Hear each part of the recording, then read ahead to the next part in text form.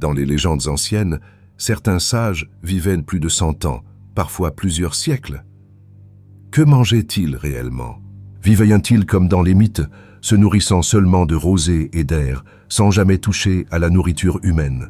Dans la vision taoïste, l'être humain possède 3 trésors, le jing, le qi et le shen. Le jing se divise en 2 formes. Le premier est le jing inné, transmis par nos parents. C'est comme la batterie d'un téléphone à sa sortie d'usine. Sa capacité détermine le potentiel maximal de notre vie.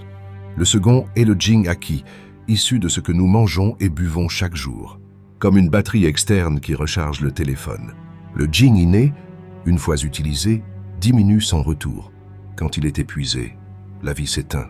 La première étape de toute pratique taoïste est donc claire: économiser l'énergie, tout en rechargeant sans cesse grâce à l'énergie acquise. Le qi, lui, est la circulation de l'énergie dans le corps. Quand le qi est abondant, l'esprit est vif, le corps léger. Quand il est vide, la fatigue et la maladie apparaissent. Et enfin, le shen, la conscience, la sagesse, la spiritualité, le maître invisible de notre corps physique. Toute la logique de la pratique taoïste est là. Préserver le jing, accumuler le qi, nourrir le shen. Grâce à la méditation, à la respiration et aux exercices énergétiques, les taoïstes transforment le jing en qi, puis le qi en shen, jusqu'à ramener la conscience à l'origine du Tao. Mais un problème majeur se pose dès le début. Ce processus consomme une quantité énorme d'énergie de haute qualité. Impossible de méditer efficacement en ayant faim. Et les aliments ordinaires, riz blanc, farine raffinée, produisent des énergies troubles qui perturbent la pratique. Alors, comme Shenang goûtant les 100 plantes, les anciens pratiquants ont cherché dans la nature un aliment parfait. Ils devaient répondre à 3 conditions strictes. Une énergie abondante, capable de nourrir le jing et le qi. Une nature douce, sans toxicité, consommable sur le long terme. Une absorption facile, sans surcharger la rate et l'estomac. Après des générations d'observation, une plante s'est distinguée. Le Huangjing, Polygonatum. Dans le classique de la matière médicale de Shenang, les plantes sont classées en 3 niveaux.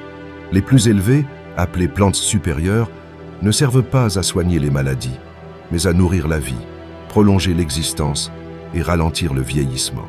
Le Huangjing est classé parmi les meilleurs. Les anciens disaient qu'il concentre l'essence des montagnes et de la terre, une condensation du souffle du ciel et de la terre. C'est ici que tout prend sens pour notre époque. Manger du Huangjing brut ne suffit pas. À l'état naturel, il conserve une énergie trop terrestre, trop froide et peut irriter le corps. C'est pourquoi les taoïstes ont développé une méthode secrète, le procédé des 9 cuissons à la vapeur et 9 séchages au soleil. Ce n'est pas une simple répétition mécanique, mais un véritable rituel énergétique. La vapeur représente l'eau et le feu, imitant l'alchimie interne du corps humain. Elle élimine l'énergie froide et impure, adoucit la nature de la plante et libère son essence profonde. Le séchage au soleil permet d'absorber l'énergie solaire, ce que les taoïstes appellent le feu véritable du soleil. Il équilibre le yin et le yang et condense l'énergie vitale. Après 9 cycles complets, le Huangjing est transformé. Texture sombre et brillante comme le jade noir, saveur naturellement douce, presque mielleuse.